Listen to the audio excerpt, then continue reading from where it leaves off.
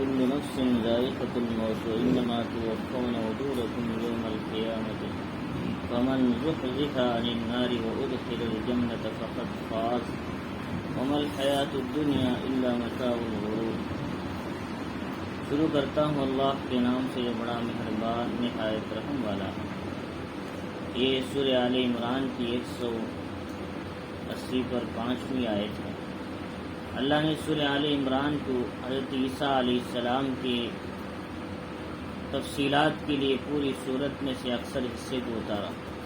ایک مرتبہ نجران کے عیسائیوں نے آ کر سوال کیا حضور صلی اللہ علیہ وسلم سے عیسیٰ علیہ السلام کے بارے میں کہ وہ تو خدا ہیں، عیسیٰ علیہ السلام ان کے نزدیک خدا ہیں۔ حضور صلی اللہ علیہ وسلم نے فرمایا وہ تو اللہ کے بندے ہیں۔ انہوں نے پہلے اقرار میں کہا انی عبداللہ، میں اللہ کا بندہ ہوں۔ انہوں نے کہا کہ انی عابد اللہ، کہ انہوں نے کہا میں اللہ نہیں کہا، انا اللہ نہیں کہا، بلکہ انی عبداللہ، میں اللہ کا بندہ ہوں۔ پہلے اقرار میں انہوں نے کہا۔ اور دوسری بات یہ ہے کہ وہ کھاتے ہیں اور پیتے ہیں، انسانوں جیسی زندگی گزارتے ہیں، تو پھر انسانوں میں اور ان میں کیا فرق ہے؟ ہاں اتنی بات ہے کہ عیسیٰ علیہ السلام اللہ کے پیغمبر ہیں، نبی ہیں، لیکن ان کو خدا کہنا غلط بات ہے۔ تو یہ عیسیٰ علیہ السلام کی تفصیل بتائی تو انہوں نے بحث و مباحثہ کیا، اس پر اللہ نے پوری صورت کا اکثر حصہ اور نام بھی وہی دیا آل عمران۔ عمران کے معنی حضرت مریم علیہ السلام کی والد کا نام عمران تھا، انہی کے خاندان کے بارے میں صورت اتری۔ تو اللہ رب العزت نے آخری میں یہ بتایا کہ انسان کی موت کے سلسلے میں فرمایا کہ ہر انسان کو موت کا مزہ چکھنا ہے۔ کل نفس ذائقۃ الموت، یعنی موت ایک ایسی چیز ہے جس کا انکار کوئی کافر بھی نہیں کر سکتا، کوئی ملحد، کوئی دہری جو اللہ کو نہیں مانتا وہ بھی موت کا انکار نہیں کر سکتا۔ موت ایک ایسی چیز ہے، لہذا اس لیے کہ موت سے نیک آدمی خوش ہوتا ہے اور جو برا آدمی ہے اس سے تکلیف ہوتی ہے۔ جو آدمی پہلے سے اعمال کی تیاری کر چکا ہوتا ہے اس کے لیے سفر کرنا آسان ہے، وہ تو فوراً ٹرین آتی ہے بیٹھ کر نکل جاتا ہے، لیکن جو تیاری نہیں کیا وہ ادھر ادھر بھاگتا رہتا ہے، سامان کہاں ملے گا، کھانے کی چیزیں کہاں ملے گا۔ بالکل اسی طرح موت کی سکرات میں انسان ڈھونڈے گا 2 رکعت نفل پڑھ لیتا تو کتنا اچھا تھا، لیکن طاقت نہیں ہوگی اس وقت۔ فجر کی صبح کی نماز پڑھ لیتا تو کتنا اچھا تھا، صدقہ خیرات کرتا تو کتنا اچھا تھا، اور کسی کو اچھائی کا حکم کرتا، برائی سے روکتا تو کتنا اچھا تھا۔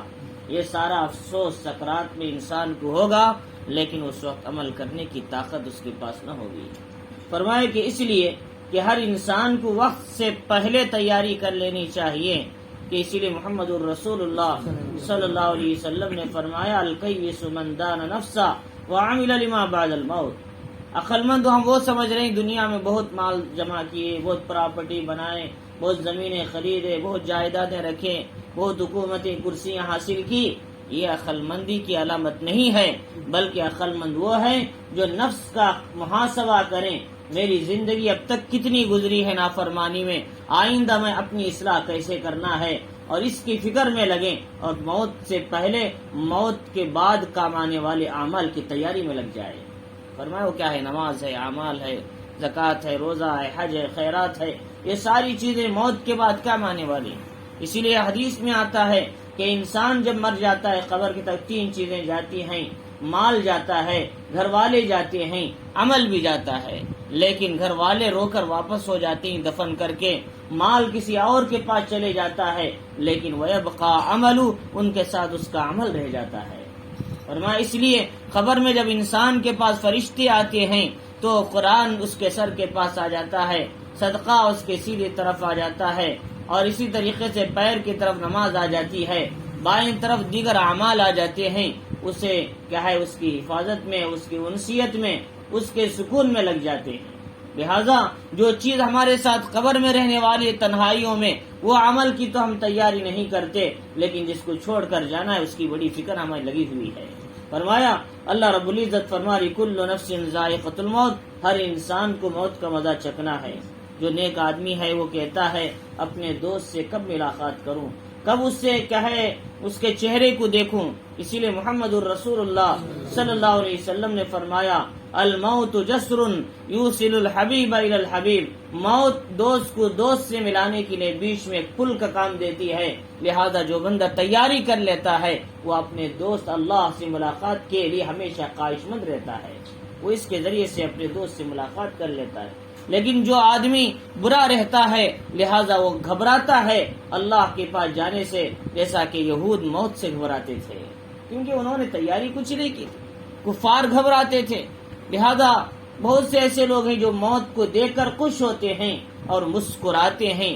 عمر ابن عبدالعزیز رحمۃ اللہ علیہ کی موت کا وقت آیا، کچھ لوگ سفید کپڑوں میں آئے اور لوگوں نے ان سے کہا کہ عمر ابن عبدالعزیز رحمۃ اللہ ہٹ جاؤ کہ میرے مہمان آئے ہیں اور میں ان سے بات کرنا چاہتا ہوں۔ سارے لوگ چلے گئے تو عمر ابن عبدالعزیز ہنستے ہوئے دنیا سے رخصت ہو چکے تھے، تو فرشتے ان کی روح کو لینے کے لیے پہلے ہی آئے تھے۔ تو فرمایا اس طریقے سے کہ انسان کو موت کا مزہ چکھنا ہے، اور اچھے آدمی کو جلدی جانے کی خواہش ہوتی، برے آدمی کو دنیا میں اور رہنے کی خواہش ہوتی ہے۔ حدیث میں آتا ہے کہ جب آدمی مر جاتا ہے تو فرمایا نیک آدمی ہے تو کہتا ہے جلدی چلو، مجھے جلدی چلو، میری قبر میرے منتظر ہے، میری جنت میری منتظر ہے، میرا آرام میرا منتظر ہے۔ لیکن برا آدمی جب لے کر جاتے ہیں کہتا ہے ہائے افسوس، ہائے شرمندگی، مجھے اتنا جلدی کیوں لے کر جا رہی، ابھی مجھے یہاں رکھتے تو اور اچھا تھا۔ فرمایا یہ موت کی حالتیں ہیں۔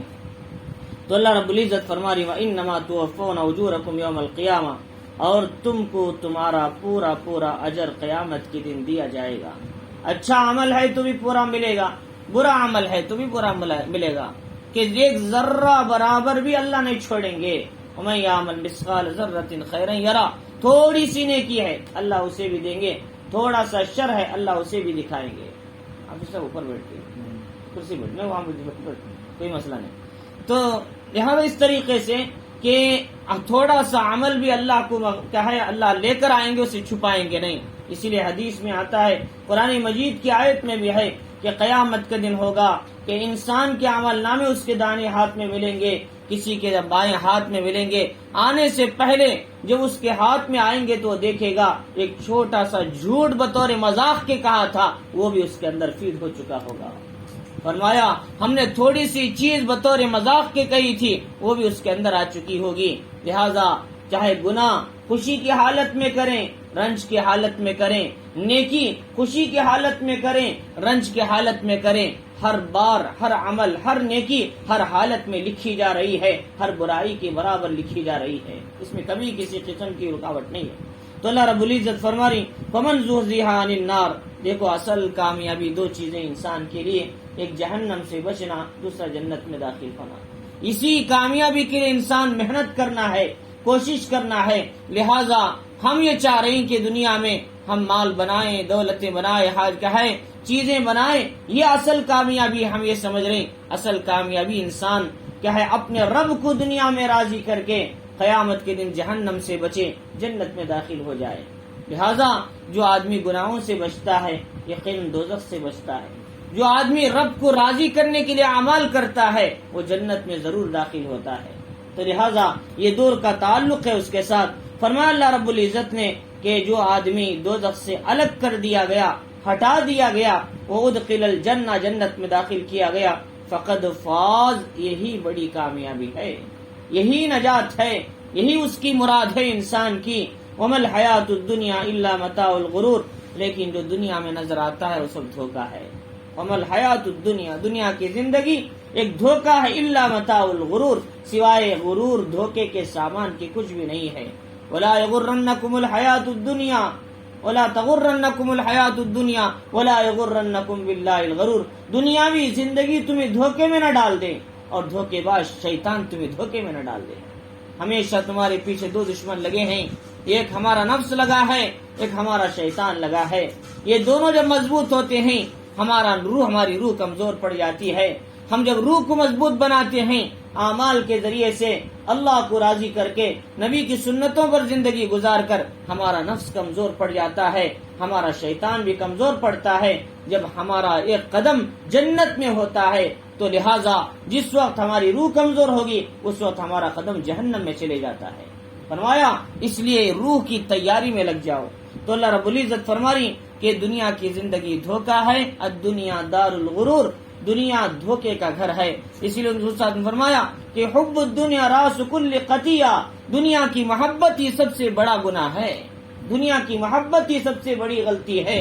فرمایا کہ اس کو ایسے زندگی میں لاؤ جتنی ضرورت اس کی ہے، جیسے کشتی پانی میں جب تک چلتی ہے، لہذا جب تک پانی کشتی میں نہ آ جائے وہ چلتا ہے اور وہ حفاظت کے ساتھ ہے اور اسے کوئی نقصان نہیں ہے۔ جس دن پانی کشتی میں آ جائے تو سمجھو کشتی اور کشتی کے تمام لوگوں کے لیے نقصان ہے۔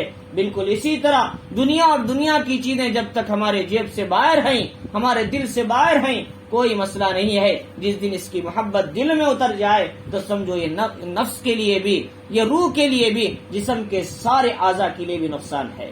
فرمایا کہ ایسے بالکل اس طریقے سے دنیا میں رہو۔ محمد الرسول اللہ صلی اللہ علیہ وسلم نے عبداللہ ابن عمر ابن العاص رضی اللہ تعالیٰ عنہ سے فرمایا کن فی الدنیا کأنک غریب، دنیا میں ایسے رہو جیسے اجنبی مسافر رہتا ہے۔ کیا اس کا کوئی گھر ہے رستے میں؟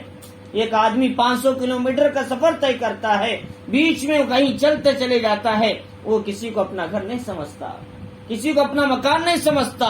بالکل دنیا کی 60 سالہ زندگی بھی اجنبی مسافر کی طرح گزارو۔ میرا گھر، میرا مال، میری بلڈنگ، میری زمین، میری ضرورتیں، میری فیکٹری، یہ کسی کا میرا نہیں، یہ سب اللہ کا دیا ہے، اللہ واپس لے لیں گے۔ تو لہٰذا اللہ رب العزت فرما رہی کہ تم کو دنیا کی زندگی سے دھوکہ ہو رہا ہے۔ انسان کی زندگی کے 4 تہائی زندگیاں ہیں۔ ایک ماں کے پیٹ کی زندگی، ماں کے پیٹ کی زندگی میں جب بچہ ماں کے پیٹ میں رہتا ہے وہ سمجھتا ہے کہ یہی بڑی دنیا ہے، حالانکہ چھوٹے سے حصے میں ہے، ماں کے پیٹ میں کیا ہے، یہ قدم کی جگہ میں ہے۔ فرمایا کہ وہ سمجھتا ہے کہ یہی میری سب سے بڑی دنیا ہے، یہ دھوکہ اسے ہو رہا ہے۔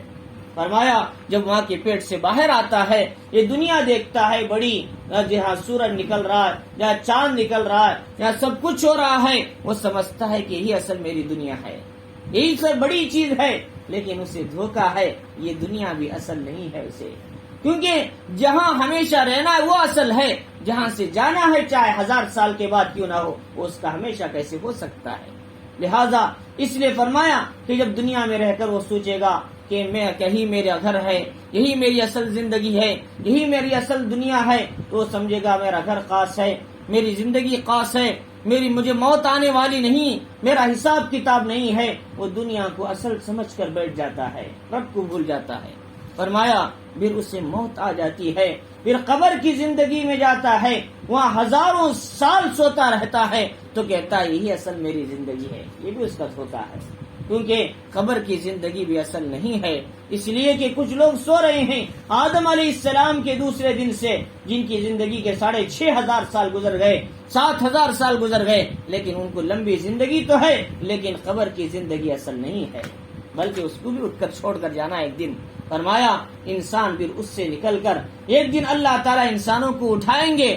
فرمایا کہ اس وقت انسان کہے گا ہماری خوابگاہوں سے کس نے اٹھایا، اتنے سالوں سے ہم سو رہے تھے، اتنے سالوں سے ہم سو رہے تھے، ہمیں کس نے اٹھایا؟ تو کہا جائے گا یہ وعدے کا دن ہے، آ گیا، تم جسے دنیا کو اصل سمجھ رہے تھے، ماں کے پیٹ کو اصل سمجھ رہے تھے اور قبر کی زندگی کو اصل سمجھ رہے تھے، وہ 3 زندگیاں اصل نہیں، اصل زندگی یہاں ہے جس میں تمہارا اعمال کا حساب ہوگا، اگر اچھے نکلے تو جنت ہے، برے نکلے تو جہنم تمہارے لیے منتظر ہے۔ یوم نقول لجہنم هل امتلأت هل من مزید، جس دن اللہ قیامت کے دن لوگ جہنم سے پوچھیں گے کیا تو بھر گئی؟ جہنم کہے گی اور بھی اسپیس ہے، اور بھی جگہ ہے، کہ لہٰذا اور کسی کو بھیجنا ہے تو بھیجو، ان کی خاطرداری کے لیے تیار ہو۔ فرمایا اس طریقے سے تو اللہ تعالیٰ فرمانی کہ یہ دنیا کے دھوکے میں نہ پڑو، آخرت کی زندگی کی تیاری میں لگ جاؤ۔ اسی لیے صلی اللہ علیہ وسلم فرمایا الدنیا دار من لا دار لا ومال من لا مال لا ولها یجمع من لا آخر لا، دنیا کا گھر اس کا ہے جسے آخرت میں کوئی گھر نہیں ہے، دنیا کو گھر وہ بنا لیتا ہے جسے آخرت میں کوئی گھر نہیں ہے، یعنی مطلب دنیا کے پیچھے دوڑنے والے، اسی کی خواہشات میں لگنے والے، جن کو آخرت میں کوئی حصہ نہیں ملتا۔ فرمایا اور دنیا میں مال اس کے لیے ہے، آخرت میں کوئی مال نہیں ہے. یعنی 24 گھنٹے مال جمع کرنے میں لگے ہوئے ہیں اور اسے اٹھا اٹھا کر رکھتے ہیں، خرچ نہیں کرتے. فرماتے ہیں سوچتے ہیں یہ مال میرا محافظ ہے، یہ مال میری زندگی کا کیا ہے کامیابی دینے والا ہے. فرمایا ایسا نہیں ہے، بلکہ جو خرچ کرتا ہے وہ اصل کامیاب ہے. یہ اس کو رکھ لیتا ہے، اس کی فکر میں لگتا ہے گن گن کر، فرمایا وہ اصل کامیاب نہیں ہے. اسی لیے ہمارے حضرت مولانا پیر ذوالفقار صاحب رحمۃ اللہ دامت برکاتہم فرماتے ہیں 2 باتیں ہیں، کچھ لوگ مال کے کیا ہے مالدار ہوتے ہیں، کچھ لوگ مال کے چوکیدار ہوتے ہیں. مالدار وہ ہیں صبح و شام خدا کے راستے میں خرچ کرتے ہیں، اللہ کے دین کے لیے، دین کے کاموں کے لیے، مساجد کے لیے، مدارس کے لیے، خانقاہوں کے لیے، دعوت و تبلیغ کی محنت کے لیے، جو بھی دین کے راستے اس میں خرچ کرتے ہیں. اور ایک مال کے چوکیدار ہیں، گن گن کے رکھتے ہیں، شاید ہی مال میری کامیابی کا سبب بن جائے. فرمایا مال کے چوکیدار مت بنو، مالدار تو بنو، مال کے چوکیدار مت بنو. فرمایا اس لیے تو اللہ تعالیٰ فرما رہی کہ دنیا دھوکے کا گھر ہے، اس کے پیچھے نہ دوڑو. اور اللہ رب العزت نے بھی فرمایا کہ لَتُبْلَوُنَّ فِي أَمْوَالِكُمْ، یہاں تو موت کی بات ختم ہوئی، پھر انسان کی آزمائش کی بات آ رہی. فرمایا لَتُبْلَوُنَّ فِي أَمْوَالِكُمْ وَأَنفُسِكُمْ، ہم نے تم کو دنیا میں کیوں بھیجا؟ تمہیں آزمانے کے لیے، تمہاری امتحان کے لیے. ہر لین سے تمہارا امتحان ہوگا، مال کے لین سے بھی، جان کے لین سے بھی، بیماریوں کے اعتبار سے بھی، ہر اعتبار سے تمہاری آزمائش کی جائے گی. وَلَنَبْلُوَنَّكُمْ بِشَيْءٍ مِّنَ الْخَوْفِ، خوف بھی ہوگا. کبھی NRC کا زمانہ تھا، لوگ ڈر رہے تھے کیا ہوگا. وَلَنَبْلُوَنَّكُمْ بِشَيْءٍ مِّنَ الْخَوْفِ وَالْجُوعِ، کہ قید سالی، مال کی گراوٹی اور گرانی اتنا بڑھ گیا کہ قیمت کے کیا ہے اس زمانے میں لوگ کیا ہے چھوٹی سی چیز کو بھی 500 روپے رکھ کر خریدنا پڑتا تھا. وَلَنَبْلُوَنَّكُمْ بِشَيْءٍ مِّنَ الْخَوْفِ وَالْجُوعِ، کیا ہے بھوک سے بھی لوگ پریشان تھے. کتنے لوگ بے گھر ہو گئے، کتنے لوگوں کے کھانے کا زندگیاں کیا ہے نہیں چل رہی تھی. وہ لوگ کیا ہے ایسی حالت میں، کچھ اللہ والے تھے، کچھ مالدار حضرات تھے، انہوں نے مال نکالا، ایسے غریبوں کو تقسیم کیا. کھانے کے اعتبار سے، راشن کے اعتبار سے، ایسے لوگ اللہ تعالیٰ ان کو قبول کریں. فرمایا کہ من الجوع ونقص من الاموال، مال کی کمی، تجارتیں ٹھپ ہو گئی. یہ سب آزمائش کا دور تھا کہ کہا اللہ تعالیٰ فرما رہی پھر جان کی نقصان بھی ہوگا، مالی نقصان بھی ہوگا. کتنے لوگ صبح میں تھے شام کو مر گئے، دوپہر میں تھے گھنٹے کے بعد نظر نہ آئے. یہ کیسے چلے گئے دنیا سے کسی کو پتا نہیں تھا. ایک ایک دن میں ہزاروں لاکھوں انسان دنیا سے چلے گئے. فرمایا کہ وَلَنَبْلُوَنَّكُمْ بِشَيْءٍ مِّنَ الْخَوْفِ وَالْجُوعِ وَنَقْصٍ مِّنَ الْأَمْوَالِ وَالْأَنفُسِ وَالثَّمَرَاتِ، پھلوں کی بھی کمی آ گئی اور فروٹ، یہ چیزیں سب کیا ہے بہت کی اس کے اندر کیا ہے گراوٹ آ گئی. لوگ اسے بیچنے سے پیچھے ہٹنے لگے اور اس میں قیمتیں بڑھ گئی. فرمایا یہ ساری حالتوں میں انسان کو کیا کرنا ہے؟ فرمایا صبر کرنا ہے. وبشر الصابرین، ان حالتوں میں صبر کے راستے کو تھامے رکھنا ہے. جو آدمی صبر کو تھامے رکھتے ہیں اور صبر کو اپنی زندگی کا مقصد بنا لیتے ہیں تو اللہ تعالیٰ ان کو ان حالات میں سے نکال کر پھر آسانی فراخی کی زندگی عطا کرتے ہیں. جیسا کہ اللہ نے ہم کو کرونا کے جیسے مسائل سے نکال کر پھر سکون اور امن کی زندگی عطا فرمائی. اللہ رب العزت فرما رہی تم کو آزمایا جائے گا، تمہارے مالی اعتبار سے بھی، تمہارے جانی اعتبار سے بھی. وَلَتَسْمَعُنَّ مِنَ الَّذِينَ أُوتُوا الْكِتَابَ مِنْ قَبْلِكُمْ، اور تم اہل کتاب میں سے، تم سے پہلے جو اہل کتاب تھے ان سے تم ضرور بالضرور اور اسی طریقے سے مشرکین سے ایسی باتیں سنیں گے جو تمہیں تکلیف دہ باتیں ہوں گی. مطلب یہ ہے کہ تمہیں تکلیف والی باتیں ان کی طرف سے سننا پڑے گا، جیسا کہ آج کے زمانے میں بھی ہو رہا ہے. کبھی اسلام پر دھبا آ رہا ہے، کبھی قرآن کو برا بلا کہا جا رہا ہے، کبھی اسلام کو برا بلا کہا جا رہا ہے، کبھی نبی کے دین کو برا بلا کہا جا رہا ہے، کبھی نبی کی ذات پر کیچڑ اچھالا جا رہا ہے. فرمایا یہ باتیں حضور کے زمانے میں بھی ہوئی، حضور کے بعد بھی اور بعد کے زمانے میں بھی، اور آج بھی یہ ہو رہا ہے. اللہ تعالیٰ فرما رہی کہ تم ضرور اہل کتاب یہود و نصارہ سے، مشرکین سے ایسی باتیں سنیں گے جو تمہارے دل کو تکلیف کا سبب بنیں گی. لہذا اس طریقے سے اللہ رب العزت نے فرمایا کہ یہ کوئی نئی بات نہیں، یہ پرانی بات ہے. اللہ تعالیٰ یہ کیوں سمجھا رہے ہیں؟ اس لیے کہ جب وہ آدمی پر اعتراض ہوگا، جب لوگ برا بلا کہیں گے، ایسے حالت میں ایمان والے پورے طور پر اس کا مقابلہ کر سکے اور اس کو صبر اور استقامت کے ساتھ جم کر کھڑے ہو سکے۔ اللہ تعالیٰ پہلے ہی ان باتوں سے متنبع انسان کو کرا رہے، ورنہ بھی ان حالات میں کیا ہوگا، انسان جوش میں آ کر کچھ بات کہہ دے گا یا پھر کچھ حملہ کر دے گا، پھر اس کے بڑے نقصانات انسان کے سامنے آئیں۔ حضور صلی اللہ علیہ وسلم پر مکی زندگی میں 10 سال تک حضور کے خلاف فقرے کسے گئے، 10 سال تک آپ پریشانی سہتے رہے، لوگ مارتے بھی تھے، پیٹتے بھی تھے، دیوانہ بھی کہتے تھے، مجنون بھی کہتے تھے۔ مدینہ جانے کے بعد یہود نبی کو کیا کیا بولتے تھے، لیکن نبی نے 23 سال تک اس کو سہا۔ اللہ نے اس کے نتیجے میں اللہ نے مدینے سے ایمان کو اٹھایا، پورے عالم کے اندر ایمان کو عام کیا۔ اگر نبی جوش میں آ جاتے تو ایسے حالت میں ایمان یہاں تک نہ آتا۔ لہذا ان حالات میں مسلمانوں کو صبر اور استقامت کے ساتھ جم کر کھڑنا ہے، غصے میں نہیں آنا، اور کوئی مسئلہ پیش آئے تو اس کو قانونی دائرے کے تحت میں رہ کر کام کرنا ہے۔ یہ ہمارے بزرگوں کا کہنا ہے۔ تو لہذا اس لیے فرمایا وَإِن تَصْبِرُوا وَتَتَّقُوا، اگر تم صبر کرو اور تقوی اختیار کرو، فَإِنَّ ذَلِكَ مِنْ عَزْمِ الْأُمُورِ، یہ سب ہمت کے کاموں میں سے ہیں۔ یہاں 2 باتوں کا اللہ نے حکم دیا ان حالات میں، ایک صبر کو تھامے رکھنا ہے اور دوسرا تقوی اپنی زندگی میں رکھنا ہے۔ صبر سے ہمارے کاموں میں حسن پیدا ہوتا ہے اور ہم استقامت کے ساتھ کام میں کھڑے ہو سکتے ہیں۔ تقوی سے اللہ تعالی ہماری دنیا اور آخرت کو بناتے ہیں۔ اللہ رب العزت نے پھر فرمایا کہ وَإِذْ أَخَذَ اللَّهُ مِيثَاقَ الَّذِينَ أُوتُوا الْكِتَابَ لَتُبَيِّنُنَّهُ لِلنَّاسِ، اللہ رب العزت نے پہلے جتنے بھی اہل کتاب ہیں، یہود ہیں، نصارہ ہے، ان سے اللہ تعالیٰ نے عہد لیا تھا کہ دیکھو تم دنیا میں جا رہے ہو اور تمہارے جانے کے بعد میری کتابیں آئیں گے، اور کتابوں میں سے جو حضور صلی اللہ علیہ وسلم کے صفات ہیں، آپ کی زندگی کے جو کیا اوصاف ہیں، وہ باتیں تمہاری کتابوں میں آئیں گی، اور جو احکام آئیں گے اس پہ عمل کرنا، حضور صلی اللہ علیہ وسلم کے اوصاف کو امت کے سامنے کھل کر لوگوں کے سامنے بیان کرنا۔ جو حضور صلی اللہ علیہ وسلم دنیا میں تشریف لائے تو ان کی مدد کرنا، ان کا ساتھ دینا، یہ اللہ تعالیٰ نے یہود و نصارہ سے عہد لیا تھا۔ لیکن انہوں نے کیا کیا؟ یہ عہد کو توڑ دیا انہوں نے۔ اس عہد کے مقابلے میں انہوں نے ایک تو احکامات کو پس پش ڈال دیا، دوسرے نبی کے اوصاف کو چھپا دیا، تاکہ نبی کی باتیں، نبی کے اوصاف لوگوں میں عام نہ ہو اور لوگ نبی کے دین سے دور رہیں اور نبی کے پر ایمان لانے سے دور رہیں۔ یہ یہود و نصارہ کی ایک شرارت تھی، اللہ رب العزت نے اس میں ذکر فرمایا۔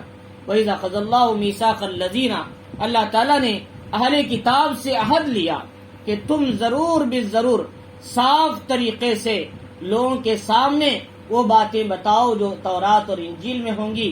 فرمایا وَلَا تَكْتُمُونَ، اور تم اسے نہ چھپاؤ، فَنَبَذُوهُ وَرَاءَ ظُهُورِهِمْ، چنانچہ انہوں نے حضور صلی اللہ علیہ وسلم کے جو باتیں ہیں، اوصاف ہیں یا جو احکام ہے، انہوں نے پہلے تو اسے پس پشت ڈال دیا، اور پھر جو اوصاف اور احکام ہیں ان کو چھپانے کے لیے انہوں نے کچھ پیسے لے کر ان احکام کو چھپا دیا، اس کو نکال ہی دیا، بلکہ بعد میں آنے والے حضور کے اوصاف کو نہ پڑھ سکے اور احکام کو صحیح معنی میں عمل نہ کر سکے۔ فَبِئْسَ مَا يَشْتَرُونَ، اللہ تعالیٰ فرماری انہوں نے جو چیز اس کے عوض میں، چھپانے کے عوض میں لیا، فرمائے بہت بری چیز ہے۔ لہذا یہود و نصارہ کی عادت یہ تھی، پہلے معنی کو بدل دیتے تھے، اس کے بعد حرفوں کو ہی کتاب سے نکال دیتے تھے، معنی کے اندر تبدیلی کر دیتے تھے، اس کا یہ مطلب ہے، صحیح مطلب نکال کر دوسرا مطلب دے دیتے تھے، یا پھر اس کے بعد ان آیتوں کو ہی نکال دیتے تھے، ان باتوں کو ہی نکال دیتے تھے۔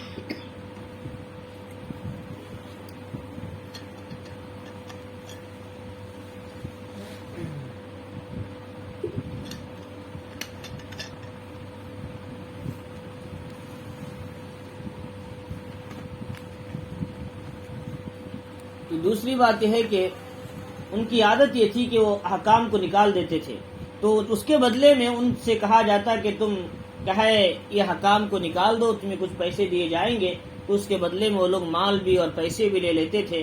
اللہ تعالیٰ نے اس کا ذکر کیا وہ جو کر رہے ہیں بہت ہی بری چیز ہے، لہذا اس کے بدلے میں انہوں نے جو لیا اس کا بہت ہی برا انجام ہے۔ اللہ رب العزت نے قرآن مجید میں سمجھا دیا۔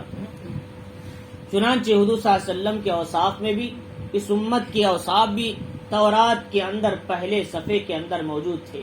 موسیٰ علیہ السلام نے ایک مرتبہ اللہ تعالیٰ سے کہا، اے اللہ، میں نے تورات کے اندر ایک امت کا ذکر پایا، وہ امت ایسی تھی کہ وہ امت دنیا میں سب سے لاسٹ میں آئے گی لیکن جنت میں کیا ہے سب سے پہلے جائے گی، تو اے اللہ وہ امت میری امت بنا دے۔ تو اللہ تعالیٰ نے کہا موسیٰ علیہ السلام یہ حضرت محمد صلی اللہ علیہ وسلم کی امت ہے، اللہ نے نبی کو بھی طے کر دیا، امت کو بھی طے کر دیا ہے۔ چنانچہ انہوں نے کہا، اللہ میں نے کتاب میں دیکھا ایک امت آئے گی، وہ اللہ کے کلام کو پڑھے گی اور اپنے سینوں میں بٹھائے گی، دن اور رات اس کا مطالعہ کرے گی، اے اللہ وہ امت میری امت بنا دے۔ تو حضرت موسیٰ علیہ السلام نے جب کہا تو اللہ نے کہا، اے موسیٰ یہ حضرت محمد صلی اللہ علیہ وسلم کی امت ہے۔ دیکھو اللہ تعالیٰ نے قرآن یاد کرنے کا موقع صرف اس امت کو دیا، پچھلے کوئی امت اپنی کتاب کا ایک صفحہ بھی یاد نہیں کر سکتی تھی۔ نہ یہود کے اندر طاقت تھی، نہ عیسائیوں کے اندر وہ طاقت تھی کہ وہ نہ انجیل یاد رکھتے تھے نہ وہ تورات یاد رکھتے تھے۔ صرف حضرت عزیر علیہ السلام جب انہوں نے وہ تورات کو جلا دیا اس زمانے میں ظالم بادشاہ نے، تو اس وقت میں اپنی یادداشت سے اللہ کے حکم سے انہوں نے پھر دوبارہ تورات کو لکھایا تھا۔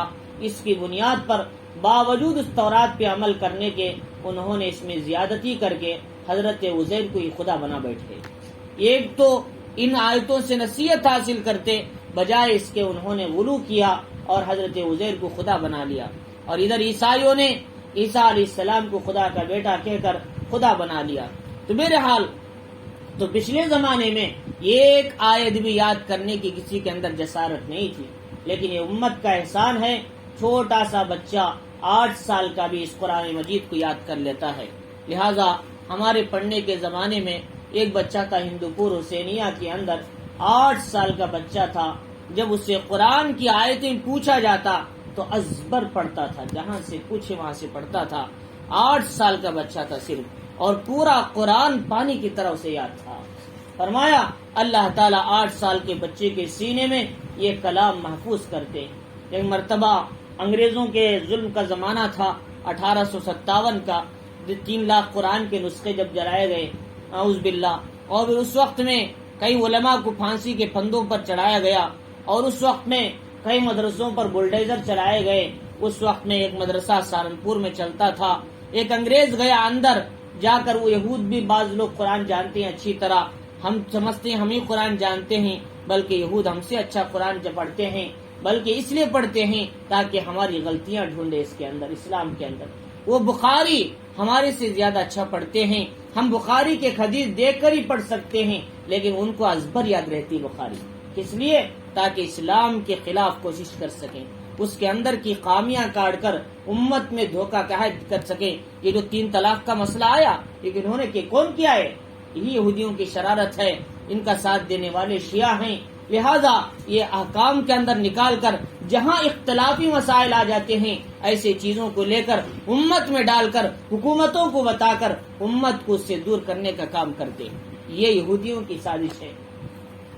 تو چنانچہ کہ ان کو بھی کیا ہے، ان سے زیادہ اچھی طرح ان کو بھی یاد تھا، یعنی قرآن مجید کیا ہے، ہم سے زیادہ اچھی طرح یہود و نصارہ بھی قرآن مجید پڑھا کرتے ہیں۔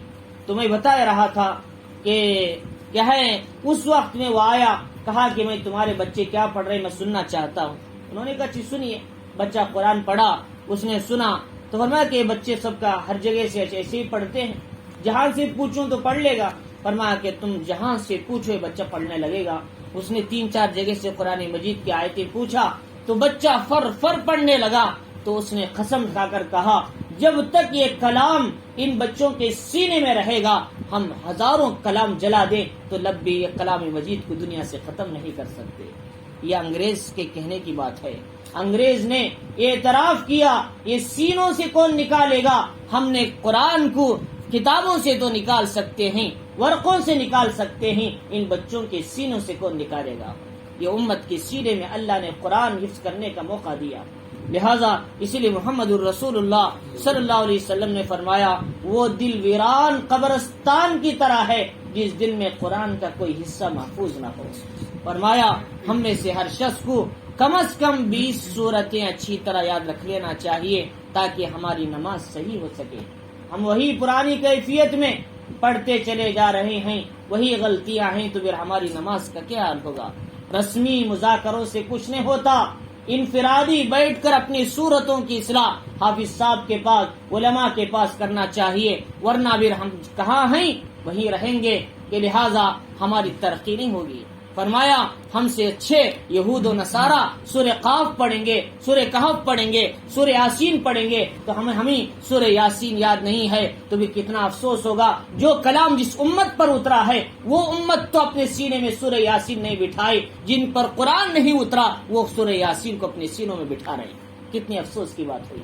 فرمایا اس لیے محمد الرسول اللہ صلی اللہ علیہ وسلم نے فرمایا میرا دل چاہتا ہے کہ میرے ہر امتی کے سینے میں سورہ یاسین محفوظ ہو. لیکن کتنے لوگوں نے نبی کی اس آرزو کو پورا کرنے کی کوشش کیا؟ افسوس کی بات ہے بہت ہی کم لوگ ملتے. فرمایا سوائے حفاظ کے کوئی اس پہ کوشش نہیں کرتے. تو لہذا اس لیے فرمایا کہ اس امت کے اوصاف اللہ نے تورات میں ذکر فرمائے تھے, لیکن انہوں نے پیسے لے کر ان احکام کو چھپا دیتے تھے. فرمایا لا تحسبن الذین یفرحون بما آتوا. اس کے بعد اللہ رب العزت نے آگے یہود کی ایک اور شرارت بتائی.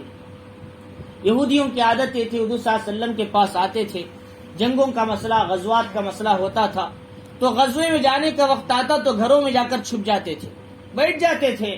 تو جب ان سے آنے کے بعد جنگوں سے پوچھتے ہوئے کیوں نہیں آئے آپ لوگ, فرمایا کہ وہ جھوٹا عذر پیش کرتے تھے, ہمارے گھر محفوظ نہیں ہیں, ہم بیمار تھے, ہماری گھروں میں ضرورتیں تھی, کیا فلاں مسئلہ تھا, فلاں مسئلہ تھا, ایسی جھوٹی باتیں پیش کرتے, اصل دل کے نفاق کے جواب کو چھپا دیتے تھے.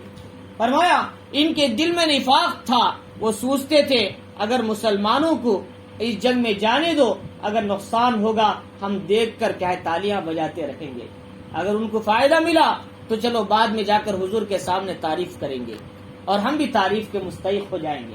فرمایا اللہ تعالیٰ فرماری تم اپنے نبی کے سوال کے جواب کو, اصلی جواب کو چھپا لو, نبی کے سامنے غلط جواب دے کر خوش ہو جاؤ, لیکن اللہ تمہارے باتوں کو نہیں چھپاتا, اللہ تمہاری باتوں کو ظاہر کرتا ہے, اور تم غلط بات بول کر خوش ہو رہے ہو اور اچھے کام نہیں کیے بغیر یہ چاہتے ہو کہ ہماری تعریف ہو جائے.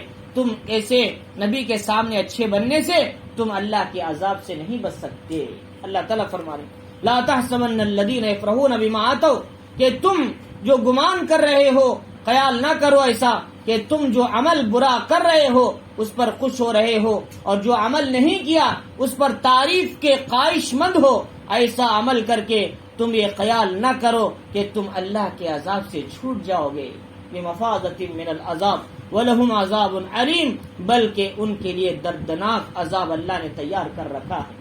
محمد الرسول اللہ صلی اللہ علیہ وسلم ایک مرتبہ حضور کے پاس آئے, کہا کہ اللہ کے نبی علیہ الصلوۃ والسلام سے کہ جبرائیل ذرا جہنم کے حالات تو بتاؤ, جہنم کے واقعات حالات بتاؤ. تو چنانچہ حضرت جبرائیل علیہ السلام نے بتایا کہ اللہ نے آگ کو پیدا کیا, 1000 سال تک دہکایا تو لال ہوئی, 1000 سال تک اسے بھی دہکایا, کیا ہے سفید ہو گئی, پھر اس کو 1000 سال تک دہکایا تو ایک دم کالی پڑ گئی. کالی پڑنے کا مطلب کیا ہے؟ زیادہ بھاپ رہتی, اس میں گرمی زیادہ رہتی ہے. جب آگ کالی پڑ جاتی تو اس کے اندر بھاپ زیادہ ہوتی. آپ دیکھیں جو استری پھیٹی ہوتی ہے کولسے سے, وہ دیکھنے میں آگ نظر نہیں آتی لیکن بہت ہیٹ ہوتی ہے, کیونکہ وہ پورے جل کر اندر اپنی اصلی کیفیت پہ آ گئی. یوں اللہ نے 3000 سال تک دہکایا. قرآن کہتا ہے اللہ تعالیٰ وَنَارُ اللَّهِ الْمُوقَدَةُ, اللہ تعالیٰ کی دہکائی ہوئی آگ ہے یہ جہنم, اللہ کی دہکائی ہوئی آگ ہے. اور اس کا اثر کہاں تک ہوگا؟ اندر, دل کے اندر تک اس کا اثر ہوگا. یہاں جلے گا لیکن اس کا اثر دل کے اندر تک پہنچے گا.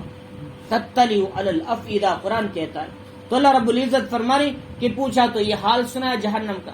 پھر فرمایا کہ جہنم کی ایک ڈول پانی کا اگر دنیا میں ملا دیا جائے, دنیا میں بسنے والے سارے انسانوں کی زندگی اجیرن ہو جائے گی, سب کے سب اس کی بدبو سے مر جائیں گے. اور جہنم کہ اس کے اندر ایک بیڑیاں جو ہے 70 سال کی مسافت کے برابر ہے ایک بیڑی. اتنی بڑی بڑی بیڑیاں وہاں لگائی جائیں گی کہ اللہ تعالیٰ قرآن مجید میں فرماتے ہیں کہ سبعوہا ذراع، کیا اللہ تعالیٰ نے قرآن مجید میں فرمایا کہ وہاں جو بیڑیاں آئیں گی 70 ہاتھ اور 70 سال کے برابر ایک ایک بیڑی ہوگی. فرمایا وہ انسان کو لگائی جائے گی جہنم میں پھینکنے کے لیے. اللہ رب العزت نے پھر فرمایا کہ جبرائیل علیہ السلام نے کہ جہنم کے طبقات کے بارے میں کچھ بتاؤ. حضور صلی اللہ علیہ وسلم نے جبرائیل امین سے فرمایا. انہوں نے کہا اللہ کے نبی علیہ السلام سب سے نیچا طبقہ گرم جہنم کہاں سے شروع ہوتی ہے؟ نیچے سے شروع ہوتی ہے، اوپر سے آ کر نیچے جاتی ہے. ہمارے یہاں کیسے ہوتا ہے؟ نیچے سے اوپر جاتی ہے اعلیٰ درجے کو، ایسا نہیں. جہنم اوپر سے نیچے آتی، اوپر ذرا کم، اس کے بعد ذرا زیادہ، اس کے بعد ذرا لاسٹ ہے سوال کو اور بھی زیادہ گرم. تو فرمایا سب سے نچلا جو طبقہ ہے جس میں منافقین رہتے ہیں، فرمایا کہ یہ ہے اتنا گرم کہ اس کا کوئی اندازہ نہیں لگا سکتا. فرمایا ان المنافقین فی الدرک الاسفل من النار، منافق جہنم کے سب سے نچلے طبقے میں ہوں گے. اس کے بعد کون ہوں گے؟ فرمایا اس کے بعد ہوں گے جو یہود ہوں گے، نصارہ ہوں گے، ستاروں کی پوجا کرنے والے ہوں گے، مشرکین ہوں گے. فرمایا اس کے بعد جا کر آپ کھڑ گئے آخری 7ویں حصے پہ. تو جبرائیل امین سے پوچھا جبرائیل یہاں آ کر کیوں ٹھہر گئے، آگے نہیں پڑھتے؟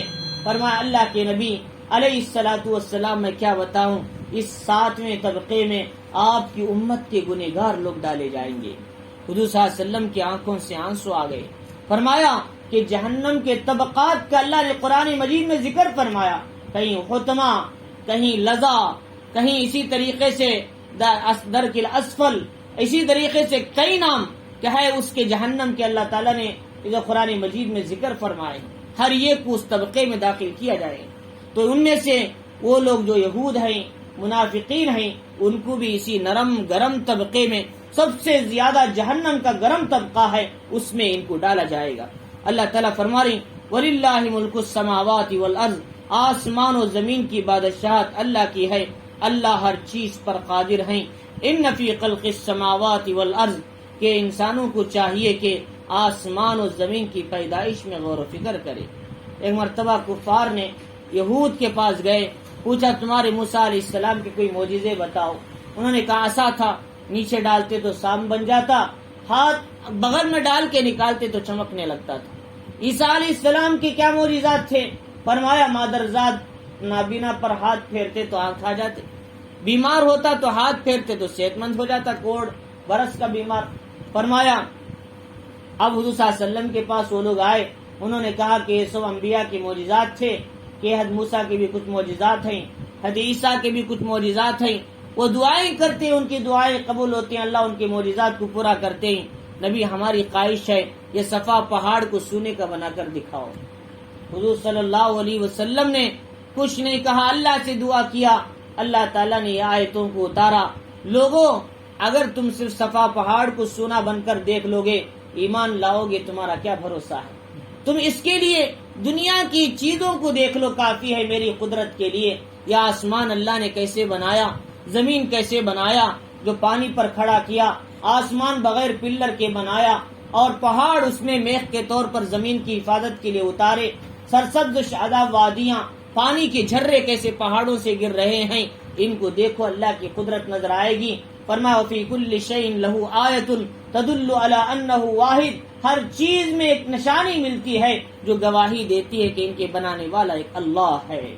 فرمایا اذ المرء کانت لہ فکرۃ ففی کل شیء لہ عبرۃ.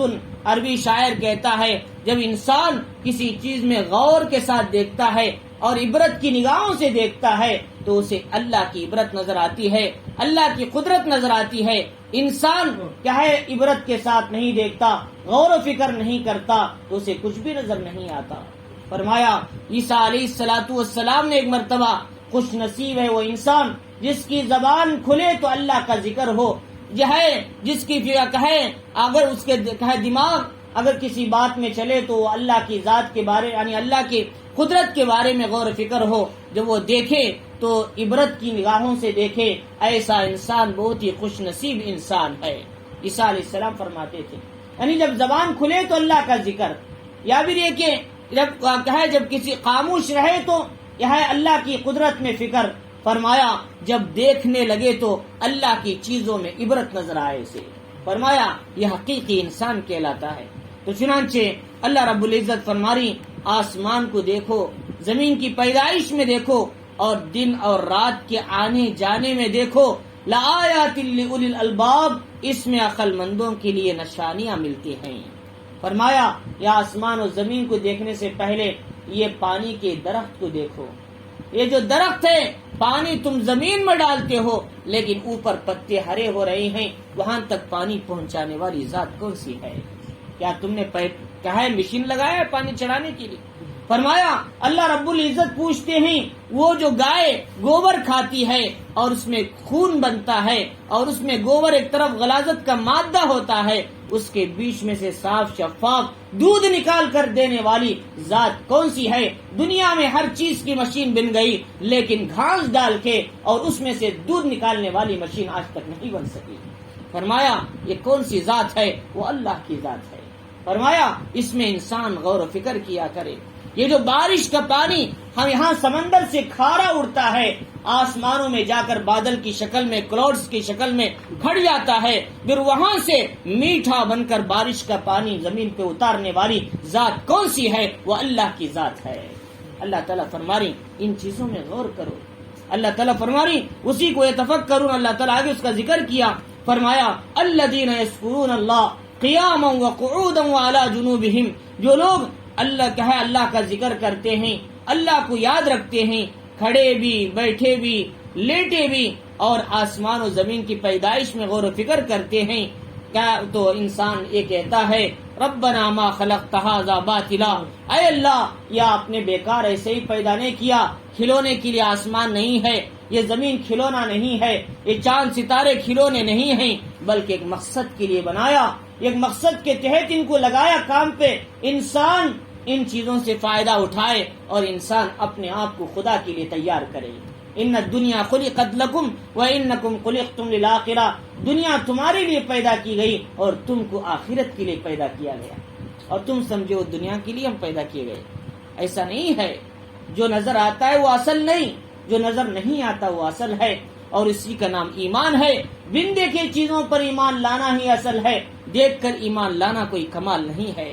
بہلول دانا رحمت اللہ علیہ گھر بنا رہے تھے مٹی میں، حضرت زبیدہ ہارون رشید جا رہے ہیں، اور ہارون رشید نے دیکھا یہ بہلول دانا کیا بنا رہی؟ مٹی میں گھر بنا رہی، بچوں کی طرح چھوٹا سا لال مٹی کا گھر۔ پوچھا کہ کیا بنا رہی؟ گھر بنا رہی، اور فرمایا کتنے میں؟ فرمایا کہ انہوں نے کہا کہ جو اس گھر کو خریدے گا جنت میں اس کے لیے گھر ملے گا۔ ہارون رشید نے کہا یہ تو دیوانے ہو گئی ہیں، یہ گھر خریدنے سے جنت میں تھوڑا گھر ملے گا؟ وہ آگے چلے گئے، پیچھے سے زبیدہ آئی آپ کی بیوی، وہ بھی بڑی نیک تھی، تو انہوں نے کہا کہ یہ بہلول دانا کیا کر رہے ہیں؟ فرمایا کہ میں گھر بنا رہا ہوں، جو اسے خریدے گا کہ اس کے بدلے میں جنت میں گھر ملے گا۔ کتنے میں؟ 500 درہم میں۔ کتنے میں؟ 500 درہم میں ملے گا۔ حضرت زبیدہ تو بڑی مالدار تھی، حکومت تھی ایران سے 3 پو دنیا تک وہ حکومت کرتی تھی، شہزادی تھی، انہوں نے 500 درہم دے دیا اور فرمایا کہ وہ جنت میرے نام پہ کر دے۔ تو انہوں نے چلے گئے آگے۔ رات کو خواب میں دیکھا، کون؟ ہارون الرشید نے خواب میں دیکھا، فرمایا کہ گھر بہترین بنا ہوا ہے اور اس پہ نام ہے کہ زبیدہ۔ انہوں نے کہا یہ کیسا ہے؟ فرمایا کہ وہ بھی نام میری بیوی کا زبیدہ کا نام لکھا ہوا ہے۔ چنانچہ وہ اندر جانے کی کوشش کیا، فرمایا نہیں نہیں یہ حضرت زبیدہ کی جنت ہے، تمہیں جانے کی اجازت نہیں ہے۔ دوسرے دن ان کو کیا ہے افسوس ہونے لگا، کاش میں بھی بہلول دانا کے پاس کیا ہے ایک گھر لے لیتا، 500 درہم کوئی بڑی قیمت نہیں ہے، مجھے بھی جنت مل جاتی۔ دوسرے دن 500 درہم کی تھیلی لے کر جو بھی دینار تھے لے کر گئے، بہلول دانا وہی پرانا گھر کل کی طرح آج بھی بنا رہے تھے۔ تو پوچھا کہ بہلول دانا کیا کر رہے ہیں؟ فرمایا گھر بنا رہا کہ جو اسے خریدے گا اس کے لیے جنت میں گھر ہوگا۔ تو انہوں نے کہا کہ اچھا مجھے بھی گھر دے دو۔ فرمایا قیمت کتنی ہے؟ فرمایا تمہاری آدھی سلطنت دینا پڑے گا۔ تمہاری آدھی سلطنت دو گے تو گھر تمہیں ملے گا. فرمایا یہ کیسی بات ہے؟ کل تک آپ 500 درہم میں بیچ رہے تھے, آج آدھی سلطنت پوچھ رہے. فرمایا کل بغیر دیکھے ایمان لانے کا نتیجہ تھا, آج دیکھنے کے بعد ایمان لانے کا کوئی زیادہ وزن زیادہ ہوتا ہے. یہی بالکل انسان کی حالت بھی وہی ہے. انسان دنیا میں بن دیکھے جنت کی محنت کرتا ہے, آخرت کی محنت کرتا ہے, رب کو راضی کرتا ہے, جنت میں جانے کے بعد وہاں آسان ہو جاتا ہے. تو دنیا میں انسان ان چیزوں پر یقین نہیں کرتا, مائن موت کے وقت میں اسے جنت نظر آتی ہے, جب خریدنا چاہتا ہے تو اس کے پاس پیسہ نہیں ہوتا اعمال کا. فرمایا بالکل جیسے ہارون رشید اور زبیدہ کا حال تھا. فرمایا اسی طریقے سے بن دیکھے چیزوں پر ایمان لانا ہی اصل ہے, دیکھ کر ایمان لانا کوئی کمال نہیں. محمد الرسول اللہ صلی اللہ علیہ وسلم نے ایک مرتبہ پوچھا صحابہ سے, کیا کس کا ایمان تعجب والا ہے؟ فرمایا فرشتوں کا ایمان. کیوں؟ وہ تو اللہ کو دیکھ رہے 24 گھنٹے, ان کا کیا تعجب ہے؟ پھر فرمایا انبیاء کا ایمان, انبیاء ان پر وحی اترتی ہے, ان کا ایمان میں کیا تعجب ہے؟ فرمایا پھر تمہارا ایمان کیوں تعجب ہے؟ اس لیے کہ میں تمہارے درمیان ہوں, وہی اترتی ہے اور تم دیکھتے ہو, میری صحبت میں رہتے ہو. تمہارا ایمان لانا بھی کوئی تعجب کی بات نہیں ہے, تمہارا ایمان بھی اتنا تعجب والا نہیں, بلکہ اور کس کا ایمان ہے؟ فرمایا جو میرے بعد آئیں گے, مجھے نہیں دیکھیں گے, میرے صحابہ کو بھی نہیں دیکھا ہوگا, لیکن میری سنتوں پہ چلیں گے, میرے صحابہ کے طریقوں پر زندگی گزاریں گے, بن دیکھے قرآن اور حدیث پہ عمل کریں گے. فرمایا ان کا ایمان سب سے تعجب والا ایمان ہے. کس کو فرمایا؟ یہی امت کو فرمایا. ہم سب اس میں شامل ہیں. ہمارا ایمان نبی کے نزدیک کتنا تعجب والا ہے, کتنا قیمتی ایمان ہے. کیا ہم نے اس ایمان کو بچانے کی فکر کیا؟ تو اللہ رب العزت فرما رہے ہیں کہ اللہ تعالیٰ نے کہ اس کے اندر اللہ تعالیٰ نے فرمایا غور و فکر کیا کرو کہ انسان جب سوچے گا تو کہے گا اے اللہ آپ نے بیکار نہیں بنایا, بے شک آپ کی ذات پاک ہے. فقنا عذاب النار, اے اللہ ہم کو دوزخ کے عذاب سے بچا. ربنا انک من تدخل النار فقد اغزیتا, پھر وہ کہیں گے ایمان والے نیک لوگ, اے اللہ آپ جسے دوزخ میں داخل کر دے وہ تو آپ اسے رسوا کر دیں گے. آخرت کی رسوائی بڑی چیز ہے. فرمایا وما للظالمین من انصار, ظالموں کا کوئی مددگار نہیں. آخرت کی رسوائی دنیا کی رسوائی سے بڑھ کر ہوگی. ایک کچھ لوگ ہوں گے نماز پڑھے ہوں گے, اعمال کیے ہوں گے, قیامت کے دن انبیاء کے ساتھ اٹھیں گے, شہداء کے ساتھ اٹھیں گے. کچھ لوگ ہوں گے تجارت پہ لگ کر, چاہے بادشاہت پہ لگ کر, وزارتوں میں لگ کر نماز چھوڑے ہوں گے. قیامت کے دن ابی بن خلف کے ساتھ اٹھیں گے, فرعون کے ساتھ اٹھیں گے, حامان کے ساتھ اٹھیں گے. سمجھاؤ کہ اس دن پوری امت کے سامنے فرعون کے بازو کھڑنے والی کی کیا عزت ہوگی, کتنی رسوائی کا کام ہوگا. اسی لیے حدیث میں فرمایا جو آدمی نماز کی پابندی کرتا ہے وہ قیامت کے دن اللہ اسے نور کے ممبروں پر بٹھائیں گے اور عزت کا مقام دیں گے. اللہ تعالیٰ اسے اپنی ذمہ داری سے جنت میں داخل کریں گے. لیکن جو آدمی نماز کی پابندی نہیں کرتا اس کی کوئی ذمہ داری نہیں ہے, بلکہ اس کا حشر قیامت کے دن کہے فرعون کے ساتھ, حامان کے ساتھ, ابی بن خلف کے ساتھ ہوگا. شراحی نے حدیث میں لکھا ہے اللہ کے نبی نے یہ 3 باتیں کیوں دیا, ان تینوں کا نام کیوں دیا اور ان تینوں کا نام ہی کیوں بتایا؟ اس لیے فرمایا کہ جو آدمی بادشاہت میں رہ کر رب کو بھول جاتا ہے قیامت کے دن فرعون کے ساتھ اٹھے گا. جو آدمی وزارت میں رہ کر رب کو بھولتا ہے وہ حامان کے ساتھ اٹھے گا, فرعون کا وزیر حامان تھا. جو آدمی تجارت میں رکھ کر رب کو بھول جاتا ہے وہ ابی بن خلف جیسا بڑا تاجر کے ساتھ اٹھے گا. فرمایا کچھ لوگ انبیاء کے ساتھ کھڑے ہوں گے, کچھ لوگ ان نافرمانوں کے ساتھ کھڑے ہوں گے, تو سمجھو کہ اس دن کتنی بڑی بے عزتی ہوگی. تو فرمایا اللہ تعالیٰ فرما رہی کہ نیک بندے کہیں گے اے اللہ قیامت کے دن رسوائی سے بچانا, قیامت کے دن ذلیل نہ کرنا. اللہ رب العزت نے آگے پھر بتایا کہ اللہ رب العزت ربنا اننا سمعنا منادی ینادی للایمان, اے ہمارے پروردگار ہم نے سنا کہ ایک پکارنے والے پکار رہے تھے. کون؟ محمد الرسول اللہ صلی اللہ علیہ وسلم. حضور نے فرمایا میری مثال, نبوت کی مثال, دعوت کے دین کی دعوت کی مثال ایسی, ایک گھر بنانے والے نے گھر بنایا, پھر جا کر اعلان کیا لوگوں آقا نے گھر بنا لیا ہے, آؤ اس کے اندر داخل ہو جاؤ. جو کھا لیا وہ ہمیشہ کامیاب رہا, جو نہیں کھایا کہ وہ افسوس میں رہا. چنانچہ وہ گھر کون سے ہے؟ وہ جنت ہے. وہ بنانے والی ذات کون سی ہے؟ اللہ کی ہے. وہ دعوت دینے والے کون ہیں؟ فرمایا محمد الرسول اللہ صلی اللہ علیہ وسلم ہے. فرمایا جنہوں نے دعوت قبول کیا، دعا گھر میں آئے اور کہے کھائے فائدے میں رہے، بالکل اسی طرح حضور کی بات کو سنا، عمل کیا اور وہ جنت میں داخل ہوئے اور جنت کی نعمتوں سے بہراور ہوئے اور قیامت کے دن بھی جنت میں داخل ہو گئے۔ تو لہٰذا تو پکارنے والے نے پکارا، بعض لوگوں نے کہا اس سے مراد قرآن مجید ہے، امام قرطبی فرماتے، لیکن اکثر کا اتفاق ہے اس سے حضور صلی اللہ علیہ وسلم۔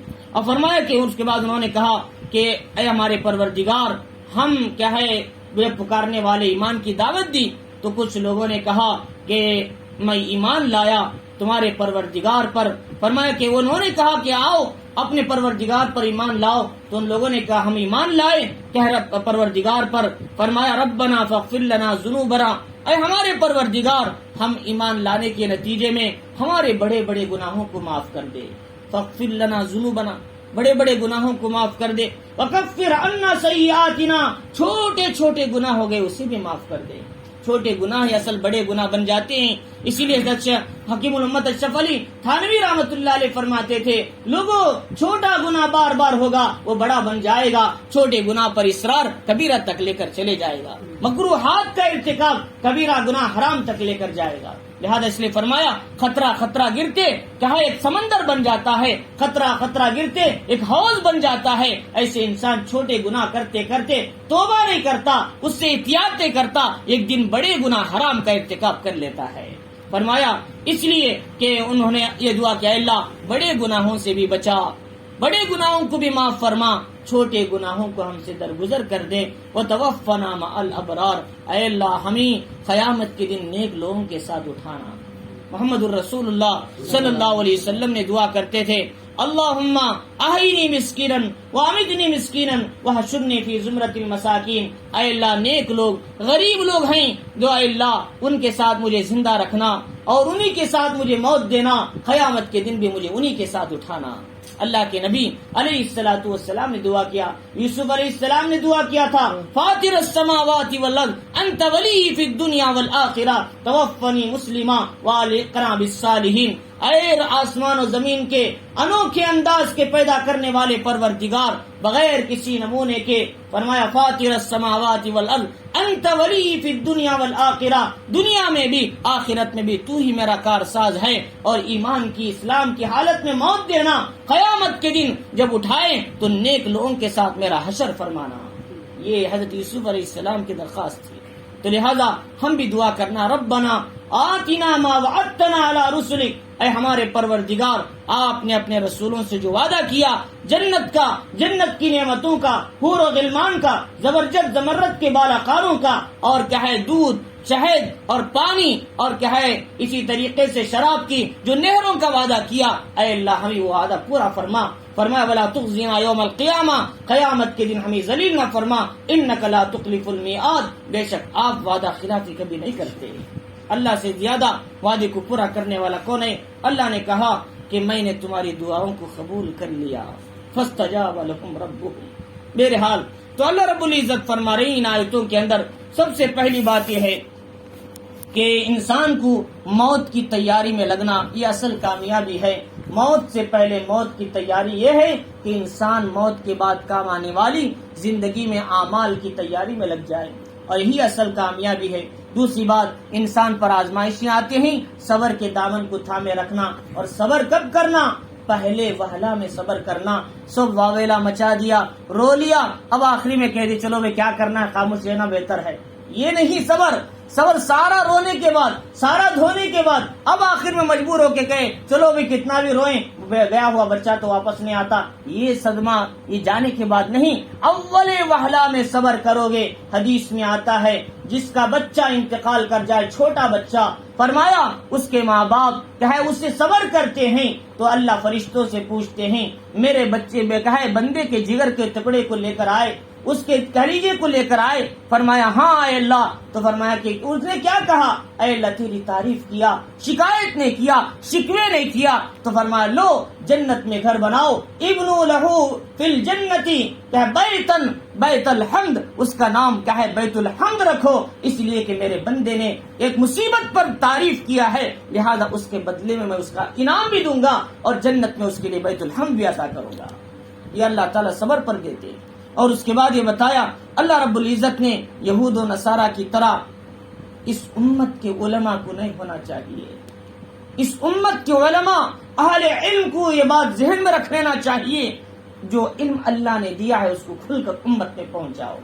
اگر کسی نے کوئی بات تم سے پوچھی علم کی، اسے نہ چھپاؤ، اگرچہ کے سامنے والے کو کڑوی لگے، حق بات امت کے سامنے پہنچا دو، اس لیے کہ اس سے امت کو فائدہ ہوگا. اگر نہ سمجھے آج، کل نہ صحیح پرسوں تو ان کے دل میں وہ مسئلہ ذہن میں آ جائے گا اور اصلاح ان کی ہو جائے گی. تو لہٰذا فرمایا، اس حدیث شریف میں آتا ہے کسی سے کوئی بات پوچھی گئی لیکن باوجود جاننے کے اس نے نہیں بتایا، کوئی عالم، کوئی اہل علم، فرمایا قیامت کے دن اس کے منہ میں آگ کی لگام لگائی جائے گی، اس لیے کہ اس نے باوجود جاننے کے امت میں دین کو نہیں پھیلایا. فرمایا اس لیے ہمیں چاہیے کہ خصوصاً علماء اہل علم کو کھل کر امت کے درمیان حق بات، دینی مسائل کو بتا دینا چاہیے، قرآن و سنت کو بول دینا چاہیے. اس میں سامنے والے راضی ہوں گے یا ناراض ہوں گے ہمیں اس کی کوئی پرواہ نہیں ہے. حدیث میں آتا ہے جو لوگوں کو راضی کرنے کے لیے اپنے آپ کو خدا کو ناراض کرتا ہے، فرمایا ایک دن لوگ بھی ناراض ہو جاتے ہیں، خدا بھی ناراض ہو جاتا ہے. لیکن جو اللہ کو راضی کرنے کے لیے کوئی بات بولتا ہے، اگرچہ لوگ ناراض ہو جائیں گے لیکن ایک وقت آئے گا اللہ بھی راضی ہیں تو ویسے لوگ بھی ناراض ہو جائیں گے اور اللہ بھی اس سے راضی ہو جائیں گے. فرمایا ایسے ہی، اسی لیے میرے استاد فرماتے تھے میاں جو آدمی، جو عالم حق بولتے ہیں وہ زیادہ دیر ایک جگہ نہیں ٹھہرتے، اس لیے کہ یہ اس کی علامت نہیں کہ ان کے اندر علمی صلاحیت نہیں، بلکہ وہ حق بولنے کا نتیجہ ہے. فرمایا تو لہذا اس لیے فرمایا کہ حق بات امت کو بتانا چاہیے، یہ نہیں سوچنا کہ مجھے فلاں صاحب کہیں عصر کی نماز میں کہیں خالی نہ کر دے. فرمایا خالی کرنے سے کچھ نہیں ہوتا، پالنے والی ذات اللہ کی ہے، یہ دل میں بٹھا لو تو پھر دنیا کی کوئی طاقت سے تم ڈرنے کے لیے تیار نہیں ہوگے. فرمایا اللہ پالنے والا ہے، کوئی مسجد، کوئی مدرسہ، کوئی ہمیں نہیں چلاتا، چلانے والی ذات اللہ کی ہے. یہ دل میں بٹھا کر دین کا کام کریں گے، حق سنائیں گے تو دنیا کی کوئی طاقت ہم سے ناراض نہیں ہوگی، اور ناراض ہوگی تو چند ہی دنوں میں راضی بھی ہو جائے گی. یہ اللہ کا وعدہ ہے، نبی کا وعدہ ہے. تو چنانچہ اس کے بعد یہ بتایا اللہ رب العزت نے کہ دیکھو کہ جو ایمان والوں نے دعائیں کی وہ دعائیں تم بھی کرو، اس لیے کہ آخرت کی رسوائی بڑی چیز ہے. لہٰذا آخرت کی رسوائی سے بچا کر اے اللہ آپ نے جو وعدہ کیا وہ وعدے ہمیں عطا فرما. اللہ تعالی ہم سب کی ان آیتوں کو سمجھنے، اس پر عمل کی توفیق عطا فرما.